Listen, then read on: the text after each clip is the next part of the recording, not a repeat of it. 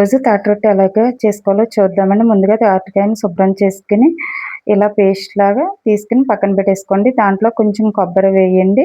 తర్వాత చిటికెడు ఉప్పు వేసి బియ్యం నూక వేయండి. బియ్యం నూక అంటే వరి నూక. దాంట్లోకి ఎంతైతే మనం తీసుకున్న క్వాంటిటీ పేస్ట్ ఎంత ఉంటుందో దాన్ని బట్టి మనం నూక వేసుకోవాలండి.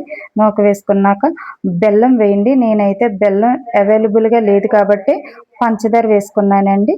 శుభ్రంగా అవి వేసిన ఇంగ్రీడియంట్స్ అన్ని కలిసేలా నూక ఎక్కువ అవ్వకూడదు, క్రీమ్ ఎక్కువ అవ్వకూడదు, సమానంగా ఉండేటట్టు నేను చూపించినట్టు చూసుకోండి. తర్వాత వేరే ప్యాన్లో ఆయిల్ వేసుకుని ఇందాక కలుపుకున్న మిశ్రమాన్ని మనం రొట్టులా వేసుకుందామండి. దలసరిగా వేసుకుని మూత పెట్టేసుకుందామండి.